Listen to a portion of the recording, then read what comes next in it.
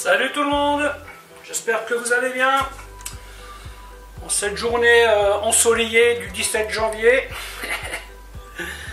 Alors comme d'habitude, on se met des petits pouces, on s'abonne, on pose des questions.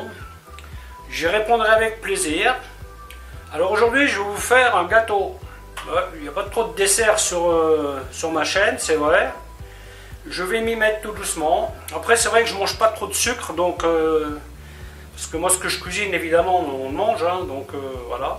Et aujourd'hui je vais vous faire un Kouglof. Donc Kouglof, c'est un gâteau alsacien que je pense que beaucoup d'entre vous connaissent. C'est une pâte à brioche tout simplement où on met des raisins. Alors pour faire ce gâteau là, on va faire donc c'est une pâte levée. Style pâte à pain, avec la levure fraîche. Donc là, il va falloir de la levure. Donc là, j'ai 50 g de levure, 1 kg de farine, et j'ai prélevé 100 g de cette farine pour faire le levain. 40 centilitres de lait. J'ai prélevé 10 centilitres pour faire le levain. Et ici, j'ai 50 g de levure, chose que je vous ai déjà dite. J'ai mis un peu de beurre dans mon moule à Kouglof. Aujourd'hui, je pars sur 1 kg de farine. C'est peut-être un peu optimiste pour ma machine, là. Et peut-être aussi parce que je ne me rappelle plus combien que j'ai fait avec cette masse. Mais donc, j'ai prévu à tout hasard un autre moule comme ça. Bon, ça va le faire. Ensuite, il faut donc du beurre frais que l'on ramollit. Température ambiante, ce qu'on appelle le beurre en pommade. 4 œufs, donc là c'est des œufs moyens, j'en mets 4, ça suffit. Si vous en avez des petits, mettez-en 5.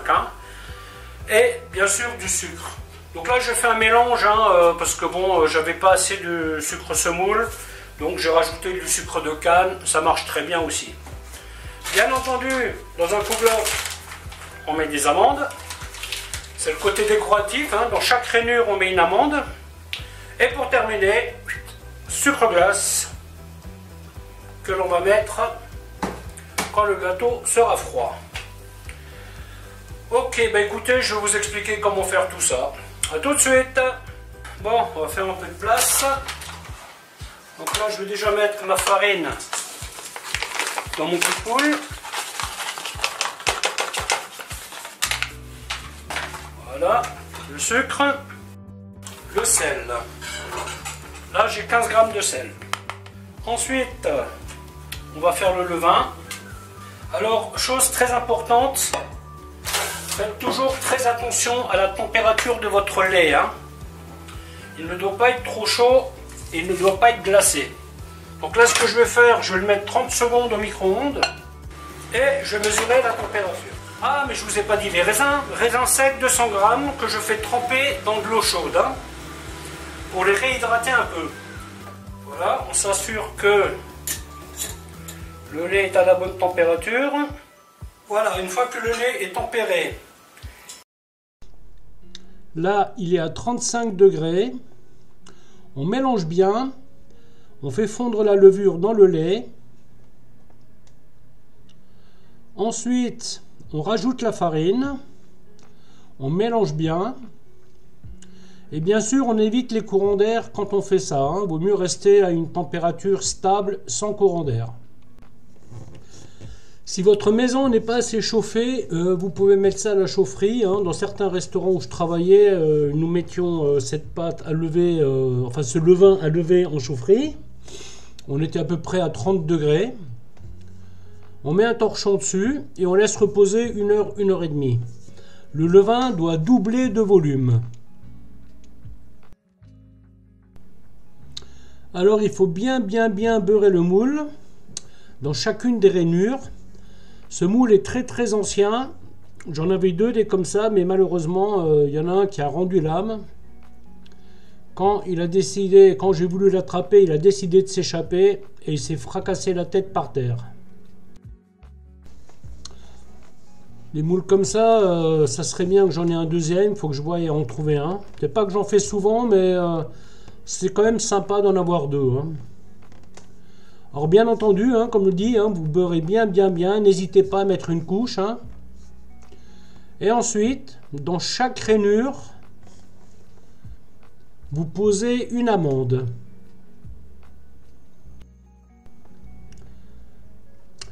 Voilà, le premier moule est prêt. On passe au deuxième. Ben celui-là, il y a beaucoup moins de risques, hein. Il est tout nouveau, il a quasiment jamais servi. Donc on beurre bien, pareil, hein, par acquis de conscience. Bien entendu, le kouglof dans ce moule-là mettra moins de temps à cuire. Cuisson à 180 degrés. Le gros moule, il va lui falloir, je pense, 45 minutes pour cuire. Celui-ci, je pense que 30 minutes vont suffire, hein. Alors comme nous avons un moule différent, nous allons procéder différemment. Là, je vais mettre des amandes effilées, torréfiées en bas. Ça fera un style différent et ça évite de réfléchir à comment positionner les amandes. Voilà, le deuxième moule est prêt. Ensuite, je vais rajouter les œufs au lait, tout simplement. Et j'attends le levain avant de continuer. Voilà, une demi-heure a passé. Mon levain a doublé de volume. Je vais donc commencer la suite, hein. Bon, c'est là que ça va se compliquer un peu. Alors, comme je l'ai dit plus tôt, ma machine est un peu petite pour faire 1 kg. Alors on va y aller tranquille, hein. On va mettre ça sur 1.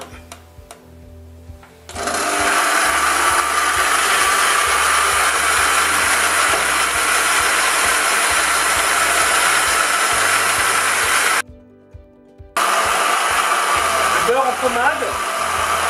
Faites attention qu'il ne soit pas dur. Ça va être embêtant, hein, si jamais il est trop dur, hein.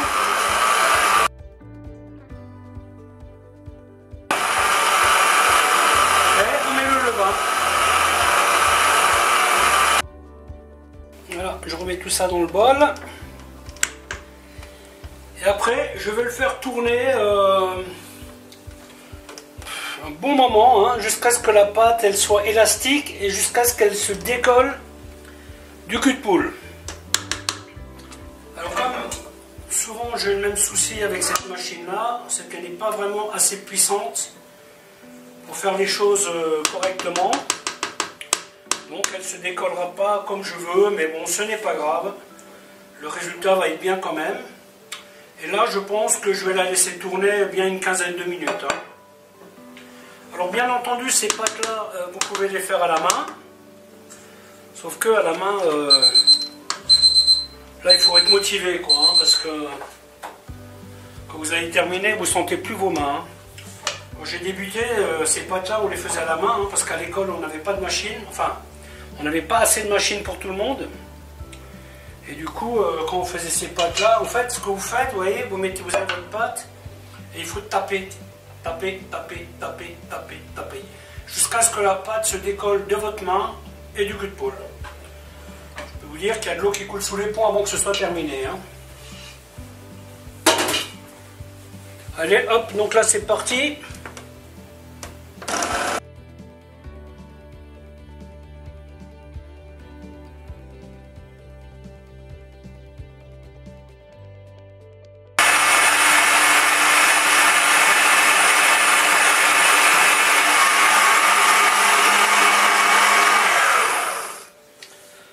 Voilà, j'arriverai pas à faire mieux, ça c'est sûr. Donc on va arrêter là. Et maintenant, on va faire lever cette pâte. Donc là on part sur une bonne heure, hein.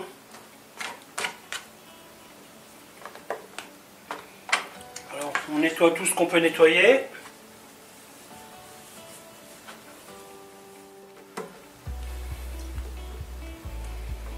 Les raisins, je les mettrai après, hein.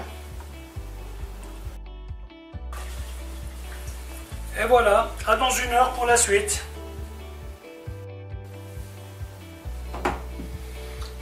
Voilà, une heure a passé. Il manque un peu. Je vais encore rajouter une demi-heure. Les raisins sont en train d'égoutter. Donc là, pour le moment, il n'y a plus qu'à attendre. Voilà, là nous en sommes à 1h30. On va dire que c'est bon. Surtout, ne négligez pas cette étape. Hein. La qualité de votre pâte en dépend un peu. Donc prenez bien le temps de faire comme il faut. Ensuite, on remet la machine en place.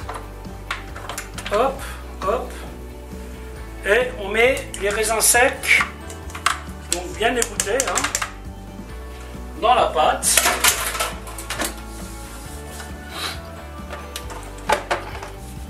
Voilà, et on va faire tourner ça tout doucement.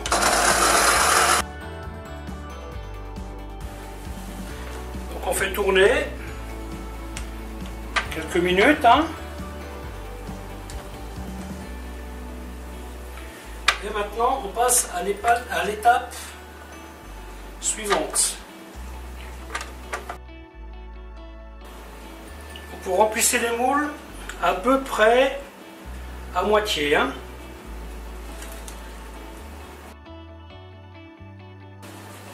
Voilà, donc on va faire monter ça. Alors toujours le principe c'est doubler le volume. Hein. Il me reste encore un peu de pâte, je vais voir ce que je vais en faire. Voilà, et maintenant je vais vous montrer un petit truc très sympathique.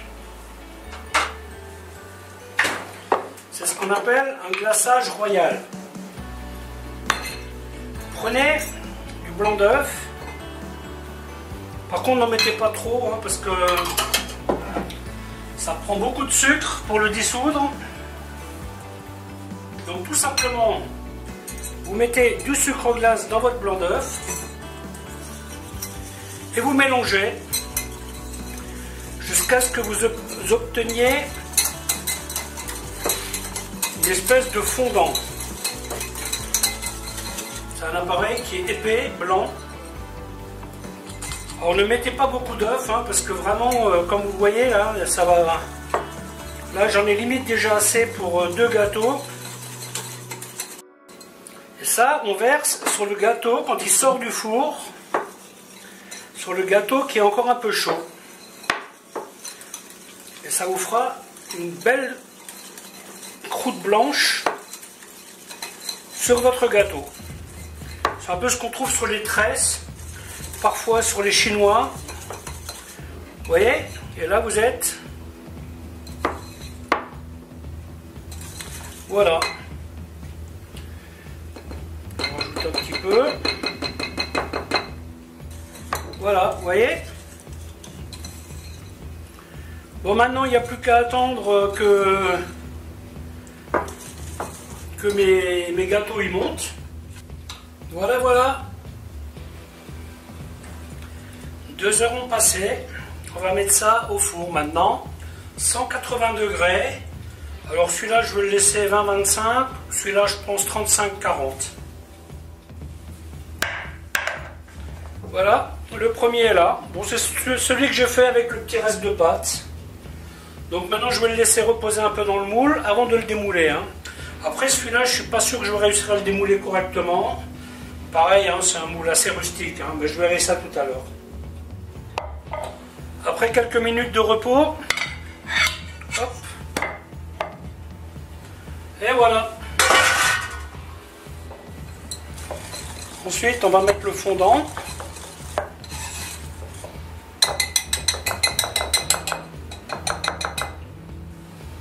Alors, bien sûr, le fondant, on le met sur le gâteau qui est encore chaud. Hein. Et voilà. Maintenant, on laisse refroidir ça. Voyons toujours tester. Parfait, celui-là il est cuit aussi. Le dernier je vais le laisser encore un peu. Bon, alors là je fais une petite erreur de stratégie. J'aurais dû mettre les amandes au-dessus. Mais c'est pas grave. Donc là pareil, hein, je vais le laisser là quelques minutes. Pour qu'il se tempère un peu. Et après je vais le démouler. Opération démoulage. Et là je vais le laisser refroidir comme ça. Hein. Là pareil, je vais mettre le glaçage par-dessus. Alors vous voyez ce glaçage là, il a durci. Et voilà le dernier. Même topo. On va le laisser reposer quelques minutes et on le démoule.